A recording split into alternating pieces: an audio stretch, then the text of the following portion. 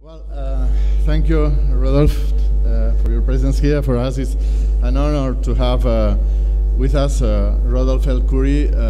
As you know by the brochures, etc., Rodolphe el-Khoury is the landing, practically, is the new dean of the School of Architecture of the University of Miami.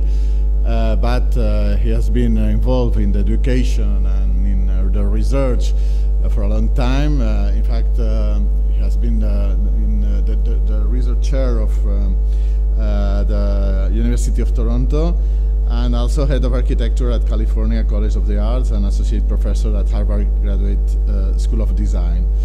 And I think that we have here a figure that is close of more or less the people we are here in the IAAC, because you combine education, practice, diffusion, cultural visions.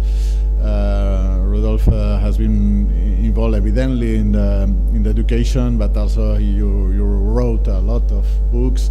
It was very intriguing, this double focalization in the architecture of the 18th century and also the contemporary architecture. And for me, it's I think a very interesting combination. I don't have a theory there. Probably you can explain, but I have an intuition. I had always an intuition that this contemporary architecture was a little close of the industrial and revolutionary transformations of the 18th architecture. And I recommend you especially books as the Little House, and also Architectural Seduction, that I think is fantastic, and also See Through Ledoux, Architecture Theater. And in the contemporary architecture, monolithic architecture, architecture in fashion, and states of architecture in the 21st century. I know especially Architectural Seduction, and also I think that it's a fantastic approach. And I think that sometimes we are here very advanced or very contemporary in the terms of to be very not fashionable, because it's not the always we talk with the students that it's not a tendency. This has an ideological bet there. It was very clear for us, but it's important to have this holistic vision in the history and to have this possibility to read all the transformations as a kind of landscape of opportunities that can be interpreted with the present, but also with the past. At the same time, Rodolphe has been involved, as I say, in the practice with your group, Khoury Levit Fong, and you have been awarded with in different projects as the Beirut Martyrs Square, MOCAPE Shenzhen, Market Square Stratford, and in 2012, Leif won international design competition for planning exhibition hall in Changzhi in China. And I think all this profile that is very polyedric, polyphacetic, but now with an enormous responsibility in this dean period, this adventure to take a school that for us is in a city. We were talking today with, evidently Miami is not Barcelona, but with some things very interesting, no? A city with a productive city, but at the same time with the sea, with the beach, with the leisure, with the, why not, the capacity to attract knowledge, leisure, industry in this kind of, excuse me, global Med, or global Mediterranean, or if you want, global.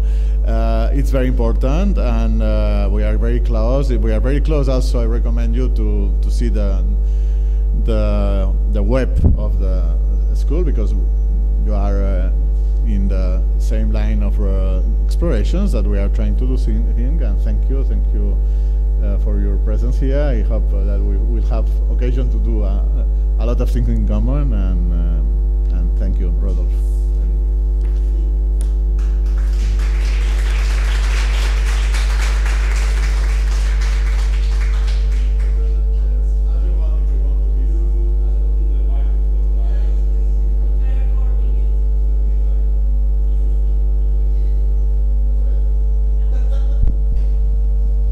Okay, so yes, like you mentioned that I really wear several hats, and for this lecture I chose to talk to you about the work that is closest to the spirit of the school. But now, after going through a tour this morning and looking at what the students are doing, I'm thinking maybe that was not such a good idea, because my work is going to seem amateurish in comparison to what you guys are doing here, which is really extraordinary and truly on the cutting edge. So, but still I would like to share with you some of the work that we have done in my lab, the lab that I co-direct with Carol Muhaiber, that was at the University of Toronto. And now we are encourage you to look at the website for that's the original RAD, still at the University of Toronto, but now being reconstituted at the University of Miami.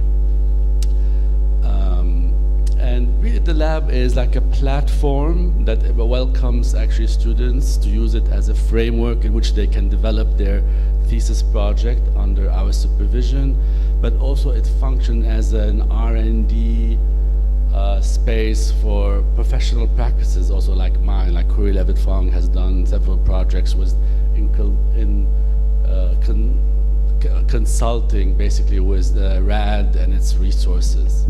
So what I'm going to show you is a combination of my work with my professional practice, my work as research within the research framework of the university, but also some student work which was done under my supervision within RAD.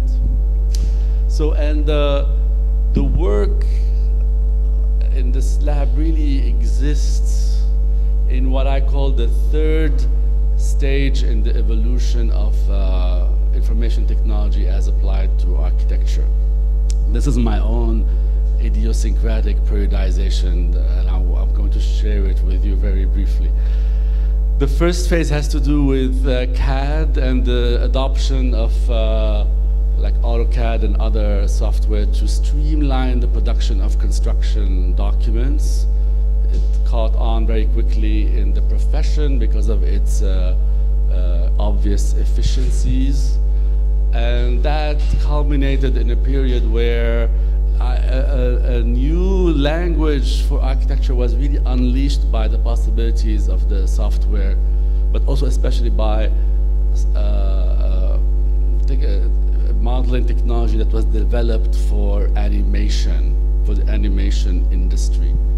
Which means that, yes, it was very interesting in opening up the vocabulary of architecture, unleashing a very fertile imagination, but actually was very limited in terms of its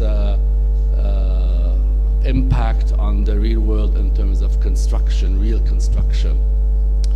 Because all what we had were the automated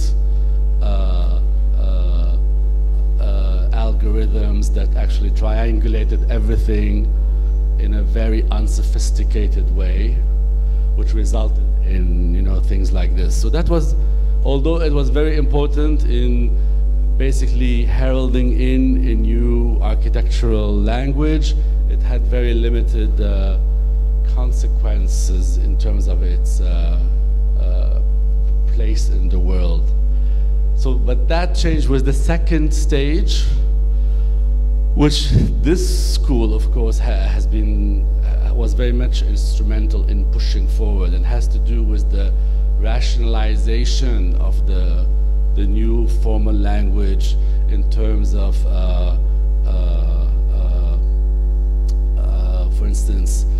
discretized, linear members or tessellation, all of this in view of the possible construction, in view of the suitability of the new language within existing frameworks and parameters of construction. So that was a very interesting period, still continuing now and yielding a lot of important work. Of course, also pushed even further with the new technologies of 3D printing and other CNC-driven fabrication processes. You guys are doing very interesting work in terms of also 3D printing at a very large scale. These are examples now we are seeing from China, but the experiments I've seen here, which have to do with not so much with building giant printing machines, but actually deploying robots that actually print the building from within rather than from a superstructure, are very, very promising. So we'll get to the third stage, which basically for me is the opening up of the possibilities to many, many ways for the integration and the deployment of information technology in architecture, so that we can't speak so much about what I think was very much a monoculture in the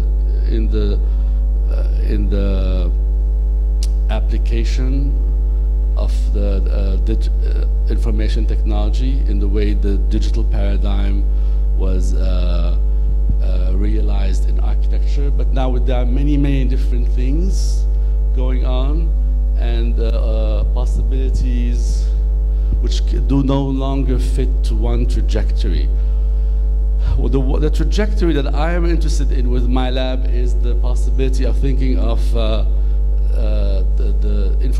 information technology not so much as an instrument for the production of architecture or for the analysis of architecture, but actually something that can be embedded, integrated into the material itself.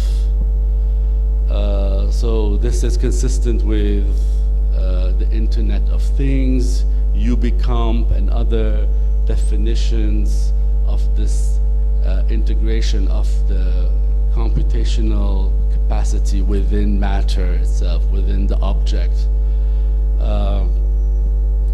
And this is a formula, like a motto, a formula that we use in the lab. And basically it describes, really, every project we do can be reduced to this diagram, to this formula. We take everything down to the lowly building block and add some computational capacity or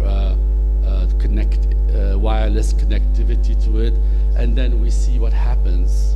And we do it almost like indiscriminately. We don't know what's going to happen, but we just subject all of these elements and materials to this process and see what happens. And the idea is that we think that with the integration of this computational capacity also that could animate the object and allow them to become portals into the web, we think that that we can see the possibility of migrating the computation from dedicated appliances like the smartphone or the computer. We think that we're cramming too much into these things that we are staring at all day, and we are thinking of the possibility of reinvesting the ordinary objects around us with these functionalities. So I'm sure you've seen this example, which I think is very emblematic of the possibilities. You know, this umbrella, which is now a product that you can buy, that has a link to the web, and that can basically display the projected weather So you don't have to check your phone, but you can see the umbrella, and what it's telling you, by the way, it's glowing, whether you should take it with you or not. This is an example of how every object around us, every surface can become a portal through which we can access the web. And this is what we are driving for with the projects. So what I'm going to do now, I'm going to show you some of the projects, but I'm grouping them into using them to illustrate some of the principles or the guiding ideas that are characteristic of the lab.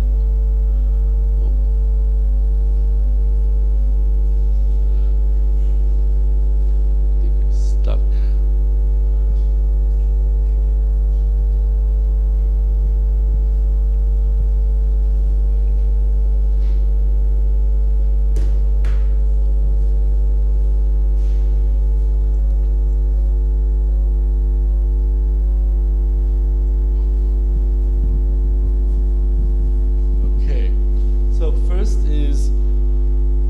Something that I think that would resonate with this crowd and with the whole maker culture.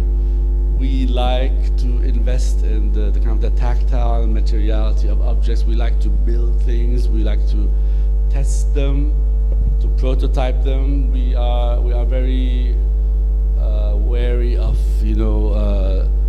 diagrams or drawings that simulate scenarios without actually testing in material form the possibilities of the ideas. So much of the lab really is something that resembles what you have here. Much of it is dedicated to rapid prototyping. And we really insist on going through that process. So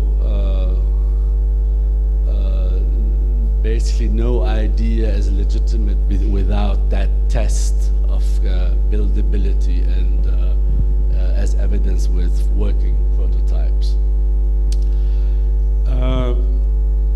Second idea is to put it online. We think that everything we work on should have a presence online. We just put it online.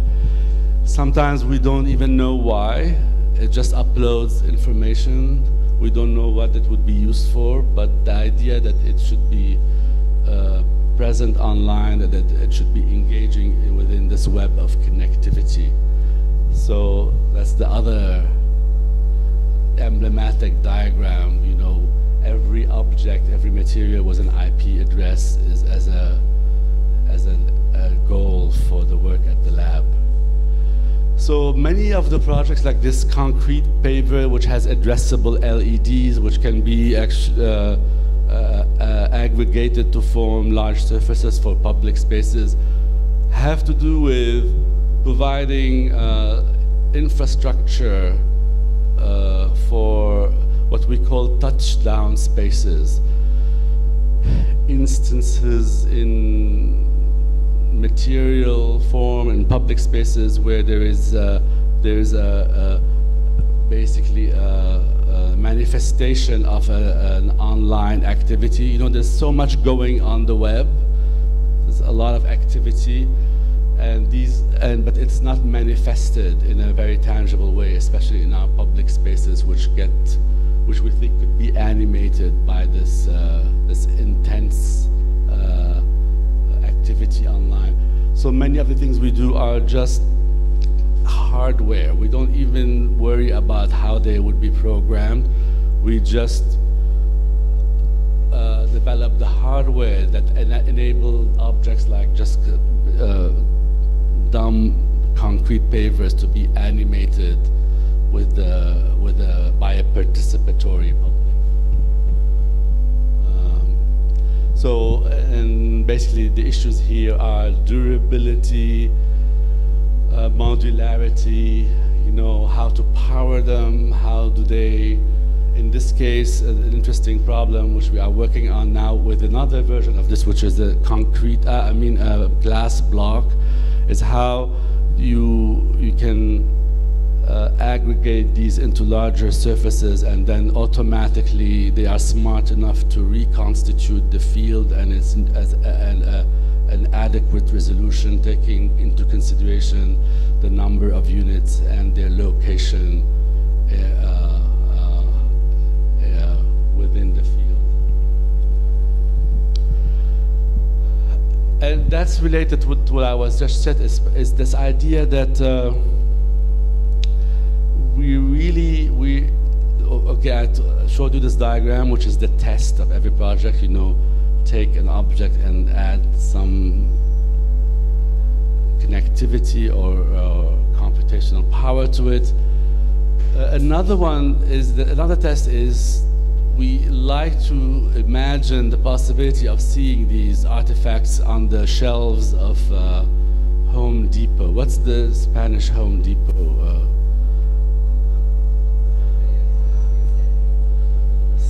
Okay, so you get it.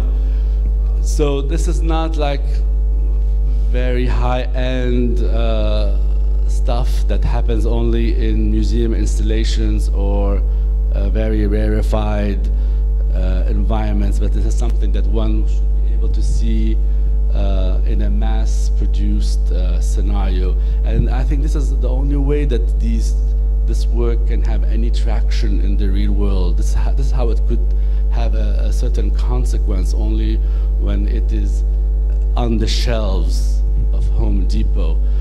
So this is why, for that purpose, like the concrete paper was a good example, but here is another one. It's very important that these things are plug and play. They come in discrete modules which can be aggregated to form larger fields with greater impact. And so the challenge here is to design the way they become aggregated and automatically readjust according to the different circumstances and the different scales of deployment. So this is a brick or a glass brick which has a light-seeking lens that follows the sun, and then channels, pumps basically the light, the natural light in fiber optics, which all get joined and distributed just like in plumbing to various darker areas of the house. They fit like Lego block, and they can be scaled up, you know, to create larger surfaces, but you can start with one. Also, as a kind of it's a bit tongue-in-cheek, but we try to actually imagine what a patent application would be for all of the works we do. It's a good exercise because it forces you to distill, to clarify, articulate very precisely what is the innovative and patentable aspect of the exercise. Okay. But bottom up, again, I think this is related to the consequence of what I just said, you know, to be able to start with blocks and aggregate them into larger surfaces without having to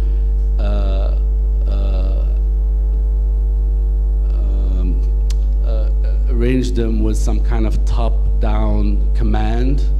The blocks self-organize and reconstitute the field accordingly by basically knowing their neighbors, like they are cellular automata, basically.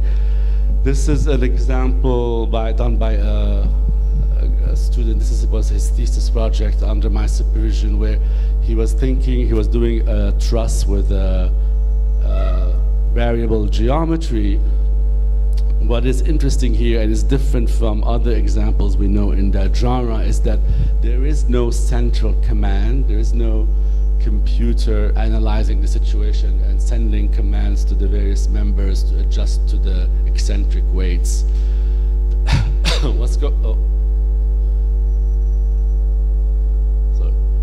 going on is that each member is responding locally to local conditions and adjusting just locally.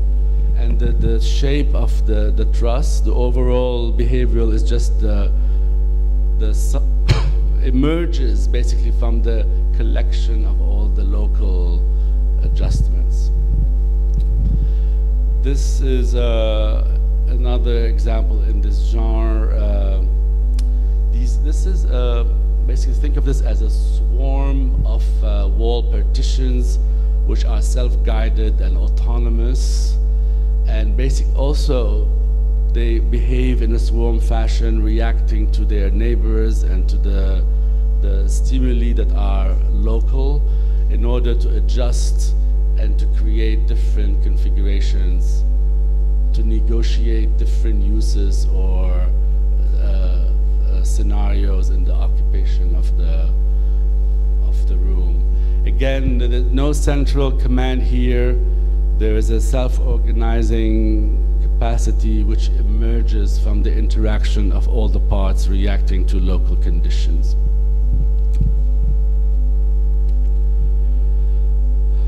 Okay, of course, the greatest, one of the greatest potentials for these responsive systems is to work with complex energy flows.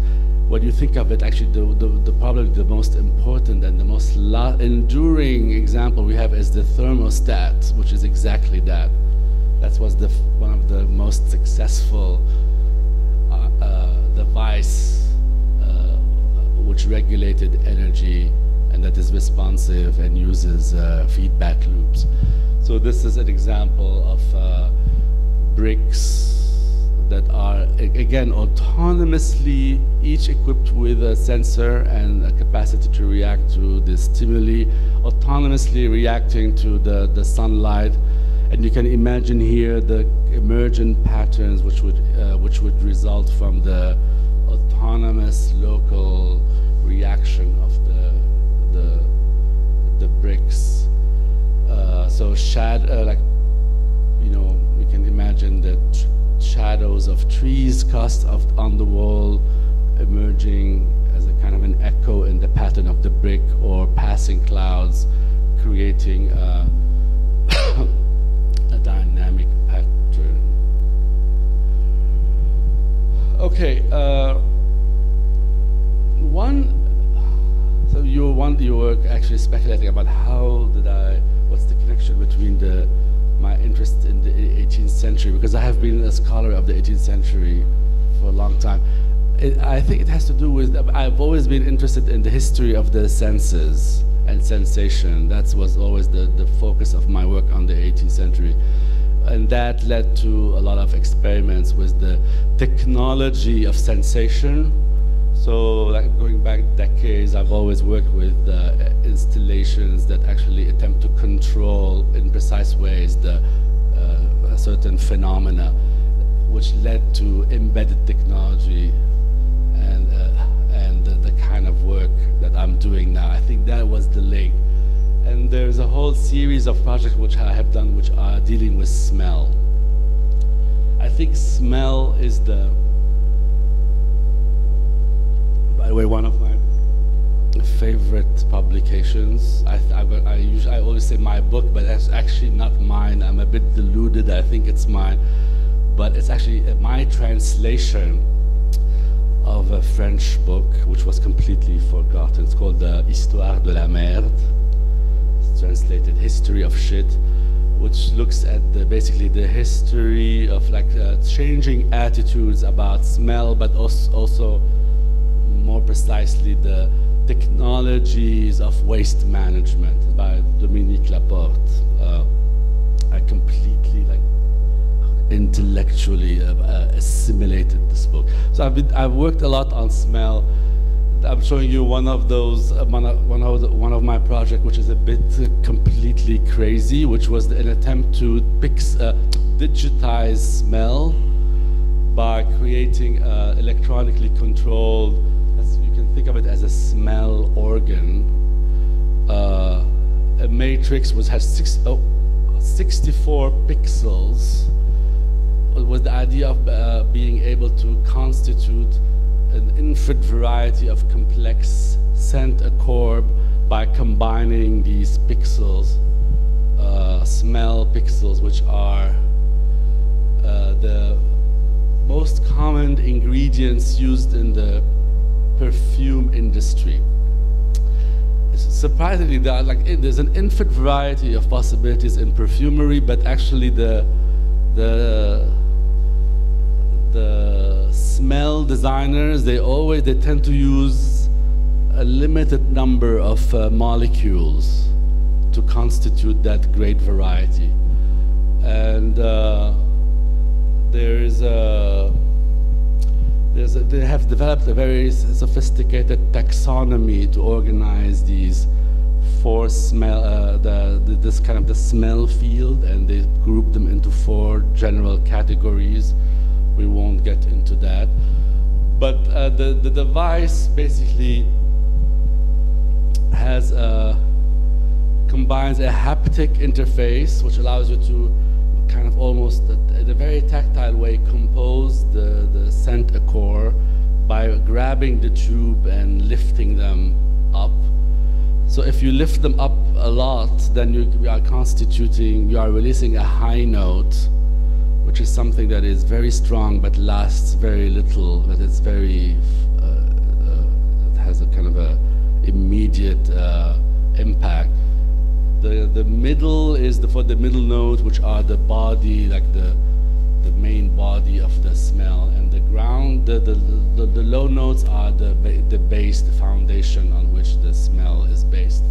So you can sculpt basically by playing with these tubes. You can sculpt, shape almost intuitively by manipulating this topography, the contours of the smell. Or you could use a graphic user interface which is inspired by anyone who has used a music sequencer, like GarageBand or something else, knows these conventions. You can basically draw the deployment, you can map the deployment of the scent over time for each of the pixels, and then you can compose them together and then perform your olfactory phenomenon, basically. Then you can save it and play it again. So it was a way an attempt to basically digitize complex olfactory phenomena.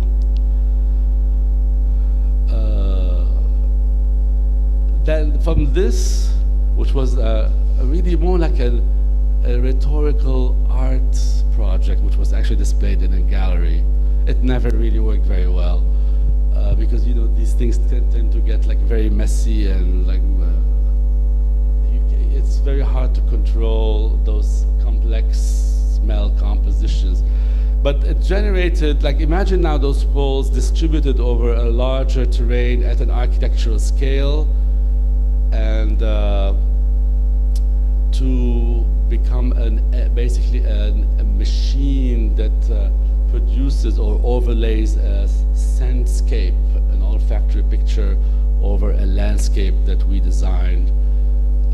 So this was a project in China for the International Horticultural Expo in Xi'an, and we did a linear garden with native pine species, very fragrant, and then we overlaid this array of computer-controlled scent dispensers, which can be programmed to produce different smell scenarios. So for instance, they could be used to compensate for the declining fragrance of the garden during the cold month. Or this is one did, which was actually to map a kind of the Chinese biomes spatially over the garden. Another one was to create a gradient or a transition from fragrances, which according to aromatherapy research actually have soothing or uplifting psychological effects. This is the garden as built. Oh, it had the dispenser had a wind sensor, because they doubled as light fixtures. So at night, you can see the wind sensors actually intensified the light. So basically, you can visualize the breeze or the dispersal of the scent through the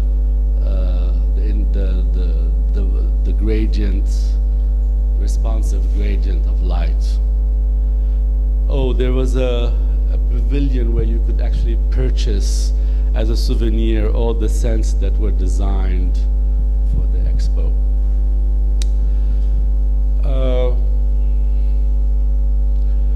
This is, of course, you are all familiar with this. This is one of the greatest potentials in using embedded technology and the Internet of Things, is for the capacity to customize experience. So we don't have to design a one size fits all for even for public event, and there's a capacity to tailor to particular needs or tastes.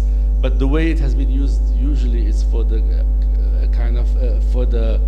especially for in marketing scenarios, is for basically for efficiencies. And I think there's a capacity here to radicalize these customized experiences and take them to another level. This is the example I mentioned today in the discussion with the thesis group. One of you is working on this, on those brainwave controllers, which are now being used by gamers and also in the military, in order to create a kind of to sync the environment.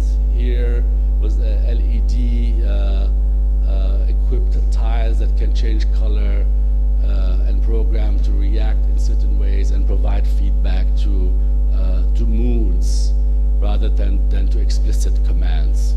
So this direct link between mood and environment and the feedback that may ensue is one of the potentials that we can explore with the embedded technology.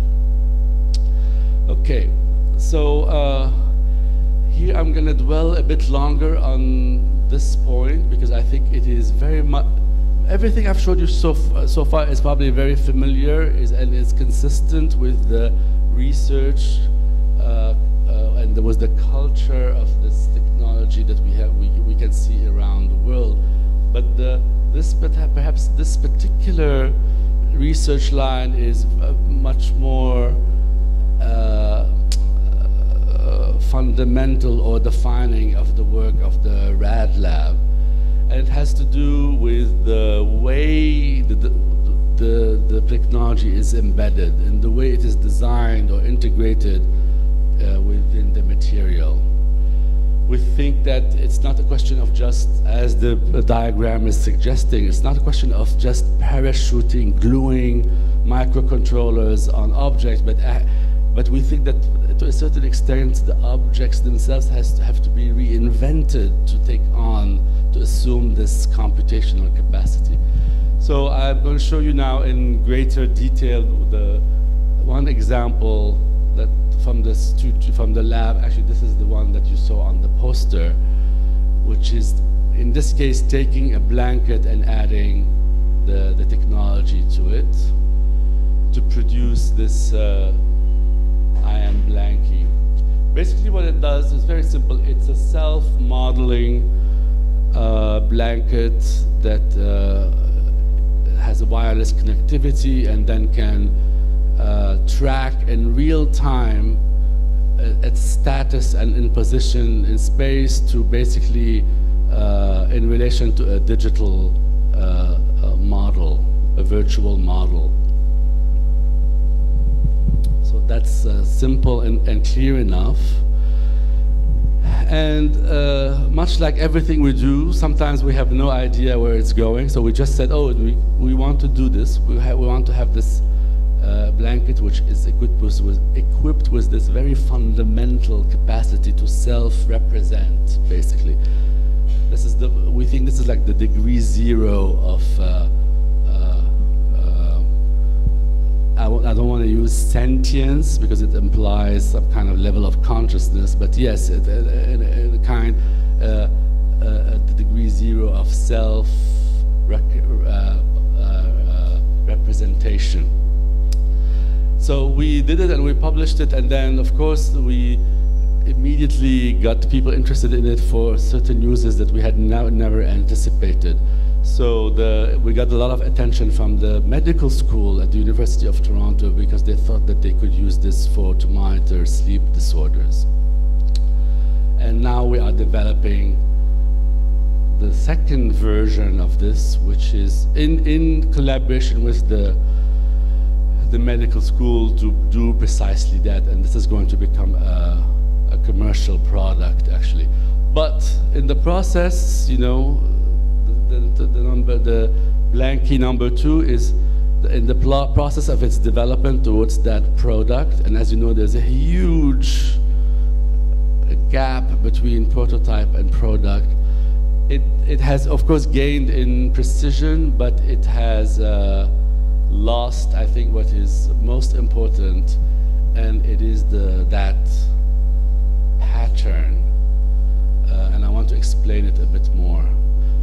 So this is basically, this is what you see here is this one of these mocked up with using conventional electronic componentry. What we did basically is achieve that same functionality by making the technology disappear, really, by reconstituting the blanket itself as the technology, using conductive fabric, conductive wires, etc. Well, we had to cheat a bit because the multiplexes, actually we tried to do these with like in a low-tech fashion, but it's just too complicated. So, so this one is parachuted. So the way this works is, I'm just going to explain. By this tassel, which you can imagine as a conventional decorative element, is loose and rotates according to the surface, the direction, the slope. So depending on where it falls, it's going to change the resistance and the current, because you can see how the current will have to go through less or more resistors. That variation is the resistance change, creates the variation in the voltage, which creates the data from which the shape of the entire blanket is extrapolated. But I think this is an important example that shows how something that is ordinary, conventional, is actually reinvented and reconstituted to acquire this kind of this smart element.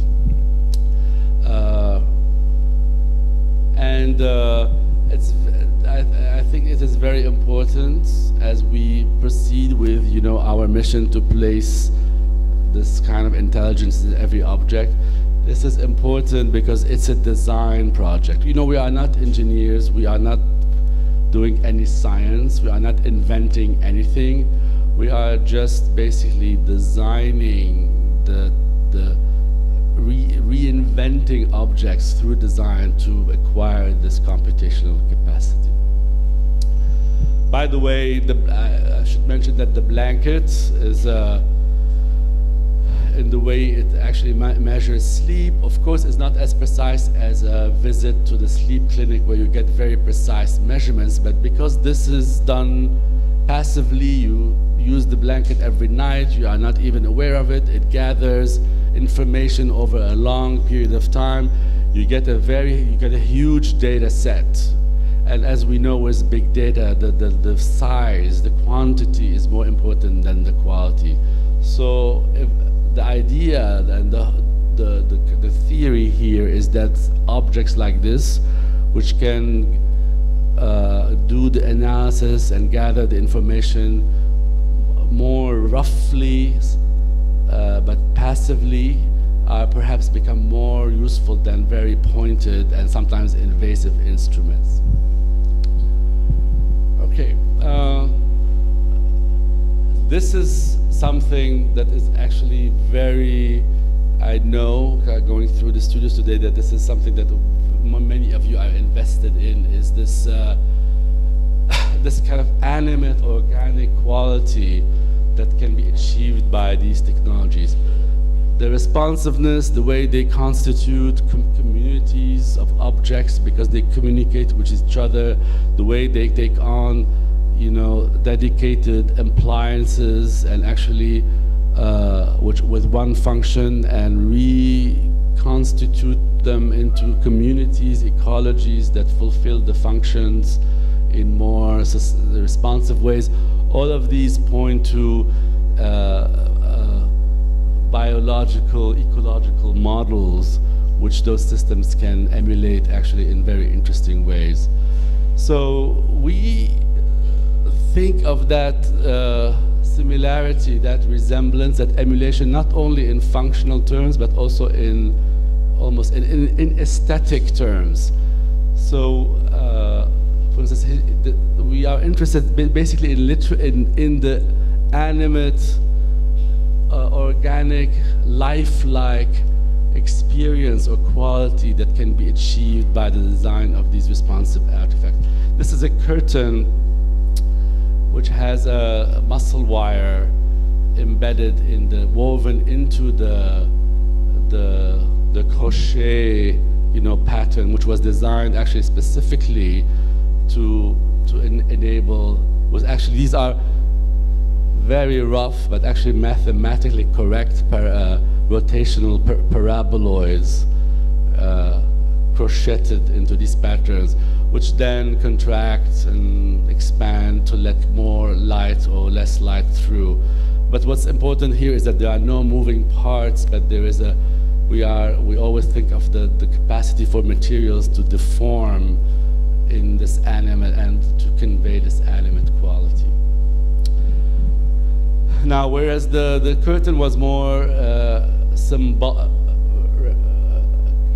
kind of mimetic in its approximation of nature, we are, of course, as much as you are, interested in the literal integration of living matter into building. This is a competition we won for in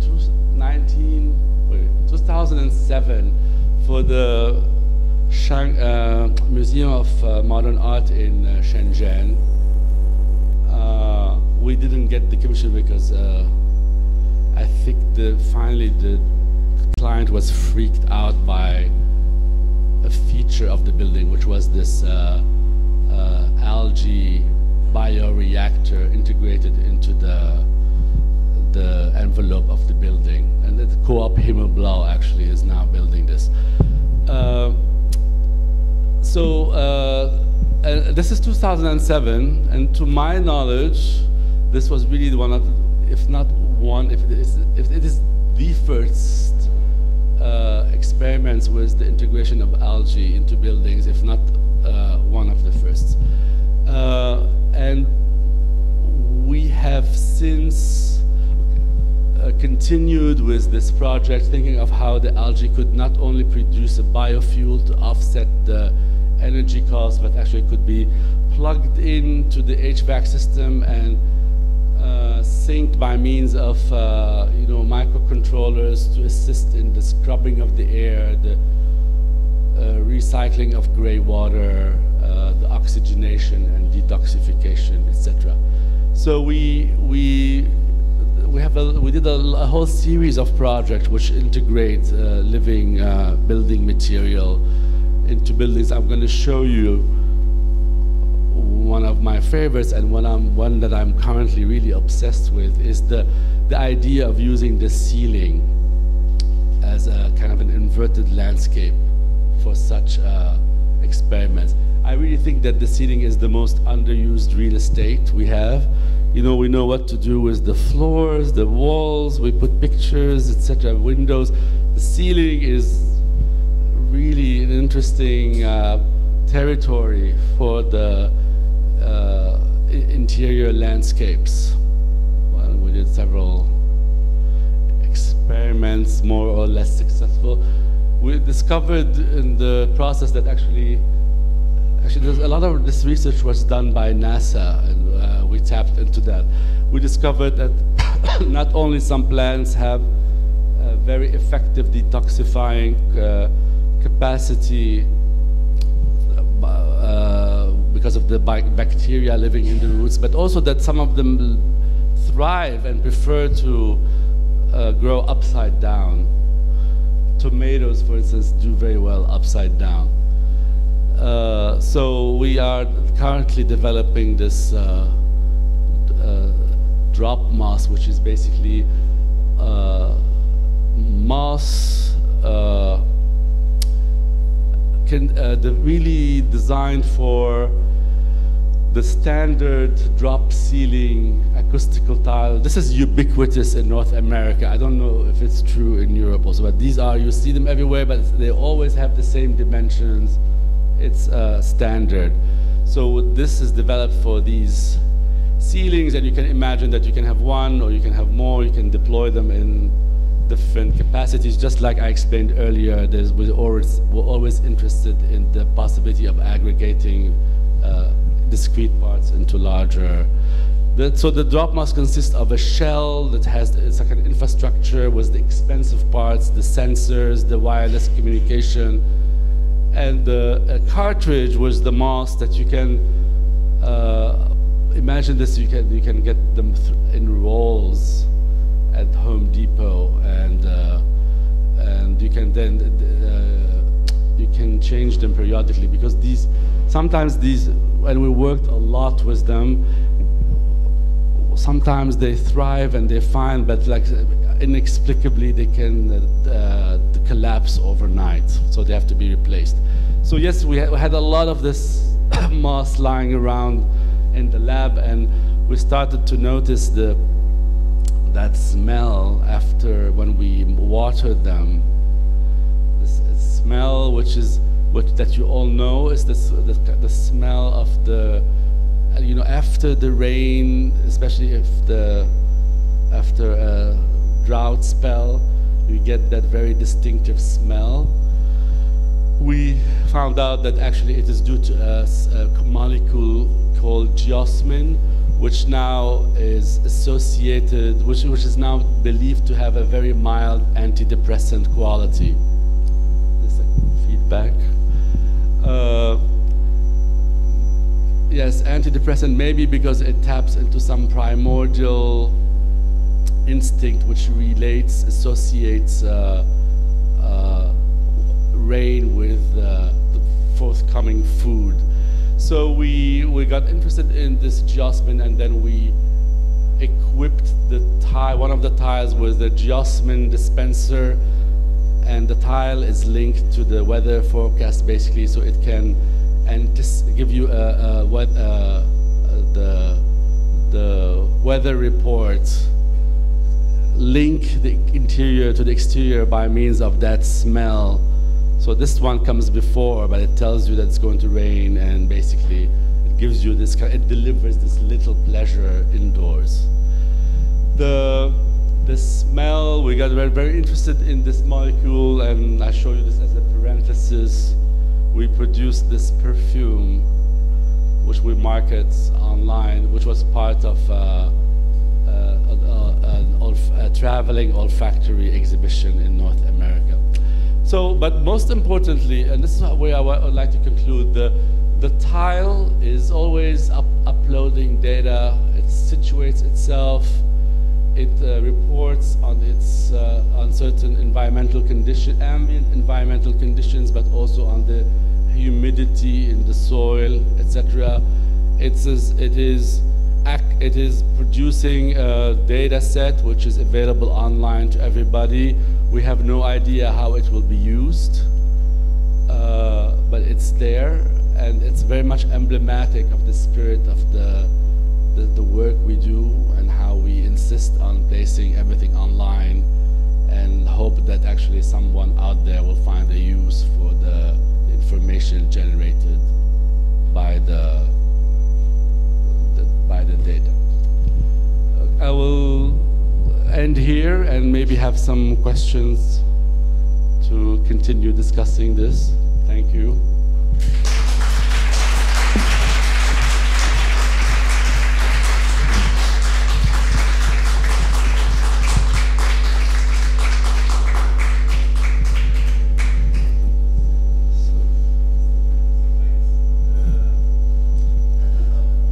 Thanks a lot.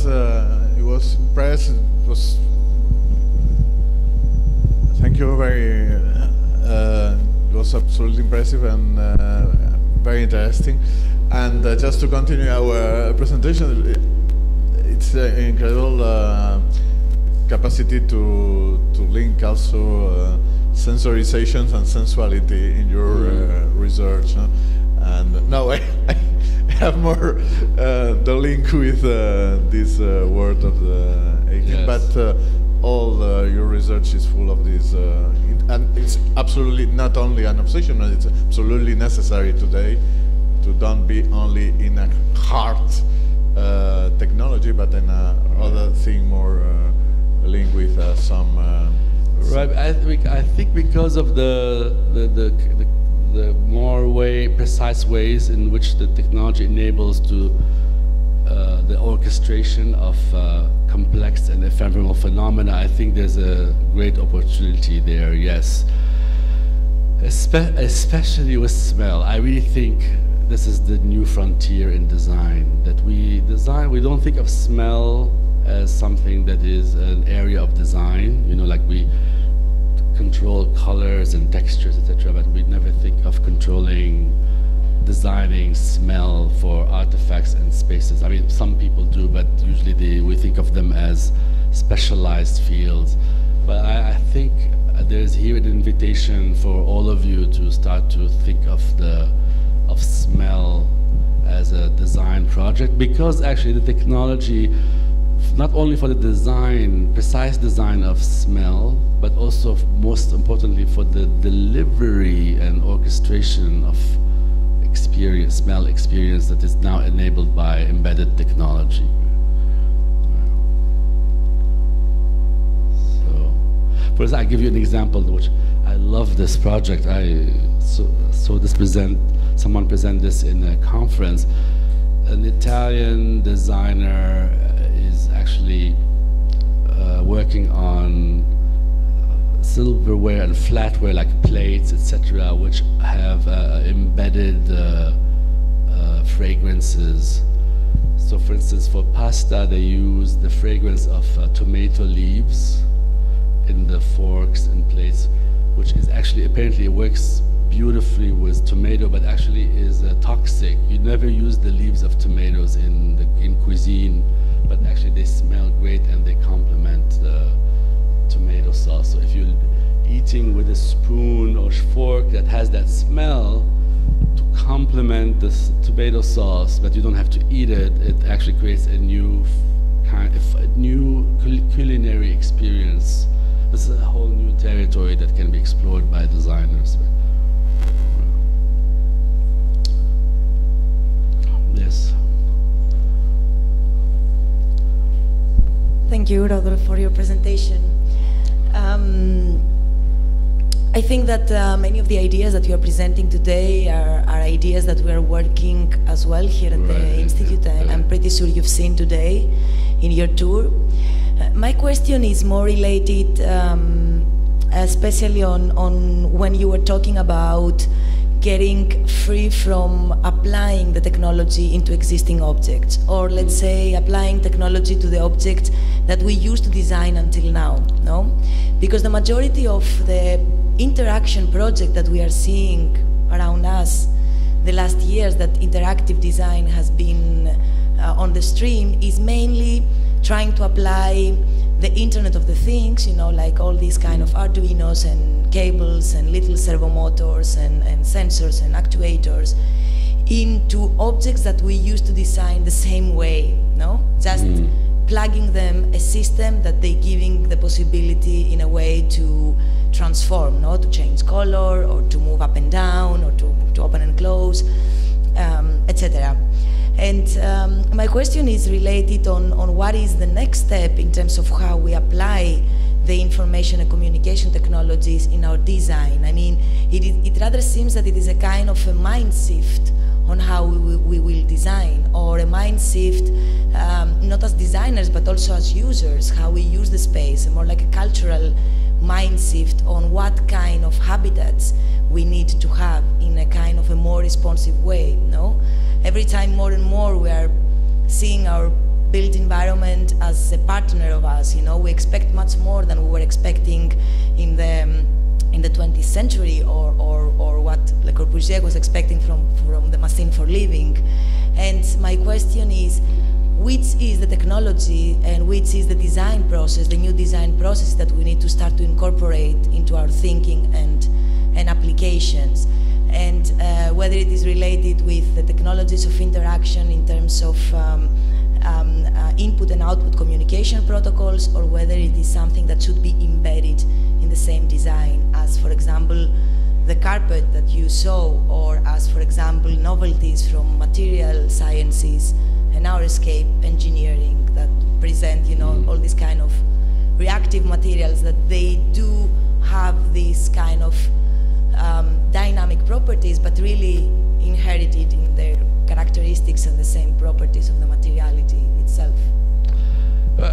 Yes, I mean, you hit on the core project here that we are struggling with is basically to move away from that initial stage where, yes, which was basically being just fascinated by seeing objects acquire new functionalities. Oh, it lights up, or it does this, it reacts, but moving forward to a new stage where that new functionality is more integrated at a fundamental level, like I think with the blanket, which really repurposes even a decorative pattern into an electronic circuit. Like the logic of the pattern has to do with because we are dealing with very minute variations in the voltage. Like the pattern is basically about the uniform distribution of the current and the sensors. So the logic which generates the pattern is basically the logic that generates arborescent structures. It's the same, you know, the conveyance logic. So here the biomimetic character image comes from the necessity of the function rather than a symbolic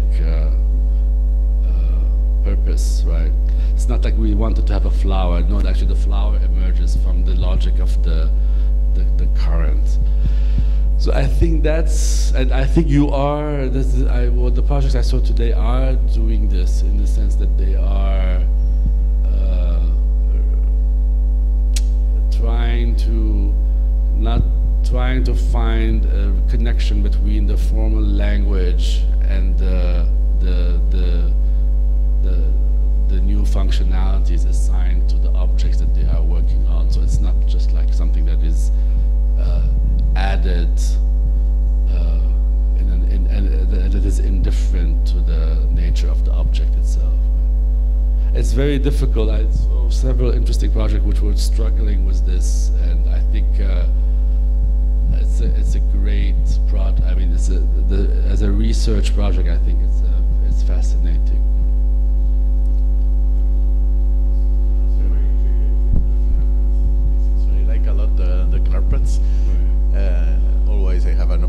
also with the carpets because there are a kind of land in land, no? Or a kind of strange surface in the surface, and an enclave, no? A kind of an enclave in your surfaces. And for this project, that is very interesting because also it's the example of this thing of to link sensuality, sensorization, etc. The effect. What's exactly the real the reaction in the carpet? Because in the carpet you have a change of space at the same time. It's very simple, no? There is a kind of interface with you, but you can explain better this project with the. I mean the way it works, or yes, and also the link with the patterns that you are using, right. And the integration between the sensors and the patterns and the effect and the reaction. Right. I mean I showed how. You mean the way, literally the way it works, like the tassel and how it. Yes, basically the way this kind of thing that dangles and is free to move, the way the angle that it falls in has to do with the slope of the surface at each moment. So from the data that you gather from the change in voltage at all of these locations, you can extrapolate a vector, which then tells you, from which you can reconstitute the shape of the whole blanket. So from all the local data points. But I mean, it doesn't, it's passive, it just collects, it just models, it tracks in real time its shape. So from which you can then deduct the movement of, like if it's used for sleep, for analyzing sleep, then you can have a precise, you can track the movement of the subject you are monitoring, but like very down to like the breathing pattern even. It's very, very good. But what's interesting is that it doesn't look like a medical device. It doesn't look like technology. It's just like your grandmother's blanket with all the the familiar ornamental patterns. And the ornamental pattern is not gratuitous. It's actually very much motivated by the logic of the circuit. Yes, I think this is a good example of how that the objects around us, the familiar things and the architectural spaces that we know and the typologies that we know can be repurposed in ways to enable them to become active participants in the Internet of Things. I mean, what's interesting about the Internet of Things is it's an architectural project. Like the web, we were all excited about it, virtual reality, etc. I think they had very little consequence on the physical world. I mean, of course they had an impact, but I think it will be negligible compared to what would be the impact of the Internet of Things, because it is literally an architectural project, because it's this technology and this connectivity is deployed in real space. It's animating real material objects. And this is why I think it is our responsibility to take possession of this project, so we don't end up with just devices glued onto surfaces. I was very interested in when you say that, when you recall that the role, our role is of designers. Now we are not material experts, we are not inventor, but our area of expertise is the design.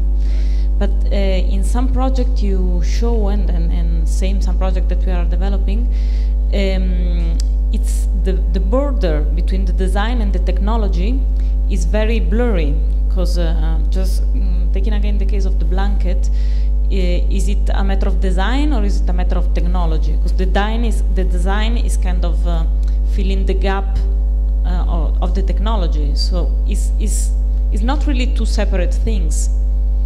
Or what do you think about the relation between the design and the technology? Is the design just something that makes the technology more digestible, or is something that is part of the design? We are called to design technology. I mean, the blanket, the way I mentioned how there's this blanky part, the number 2, which is the prototype, is very different. It just has sensors embedded in the thickness of the blanket. I mean, it looks interesting because it's quilted, so there's a registration of the array of sensors, but that's it. It's more robust, it's more precise, but I really think it's less interesting than the first version, where the design really was something that made it different from what an engineer could do. And there are other products out there which are now used to monitor sleep. There's a mattress I have seen lately that has sensors embedded in them and things like that. I can imagine engineers working on these things, but it would be hard to imagine somebody who doesn't have a design background and sensibility producing the blanket. So yes, I've thought a lot about this, because of course every once in a while we have a crisis of confidence at RAD, and you say, what are we doing? I mean, there are these experts and engineers that do this much better than what we are doing.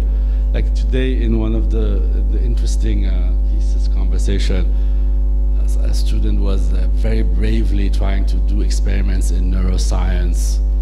And I said, hey, I have to warn you that you have to be more modest about what you can achieve, when you have, because you are not a neuroscientist. But, so the answer to this kind of question is, for me, always design, is what we can contribute. The meaningful thing we are contributing to this conversation is really design. And it's the way we apply, visualize, deploy, and reinvent the technology. Not, I mean, in a kind of reinvented, I don't mean that we do a new technology, but repurpose it in unpredictable ways.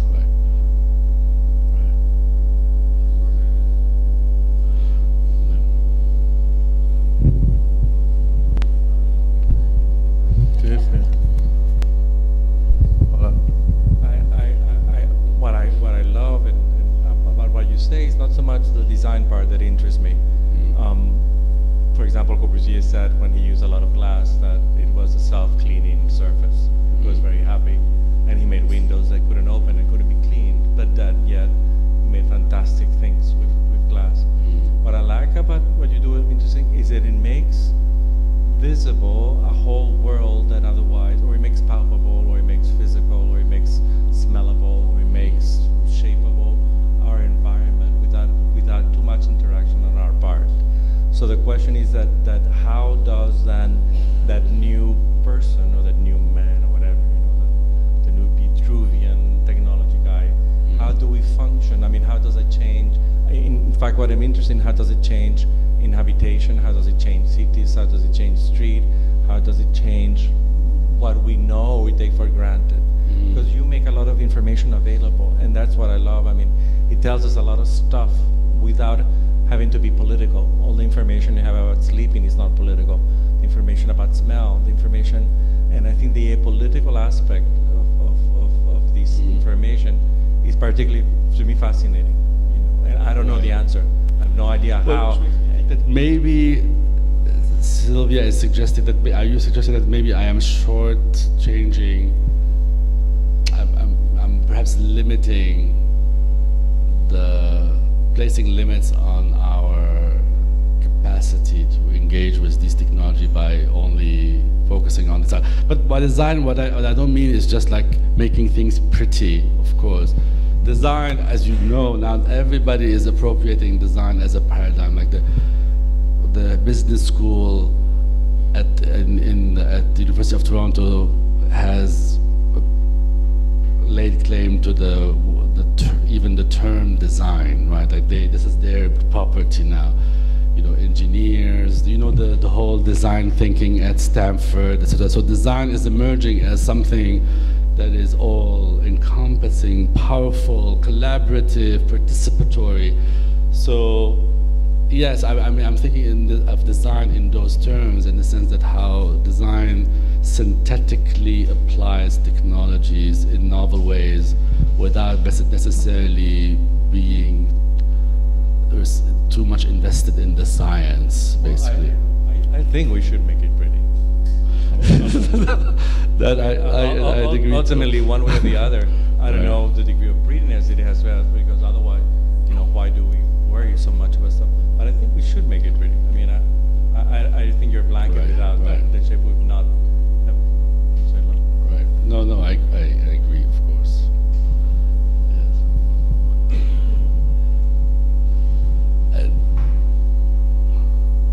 We have mics that just come down and know when we're going to talk, and then. That's it. Thank you very much.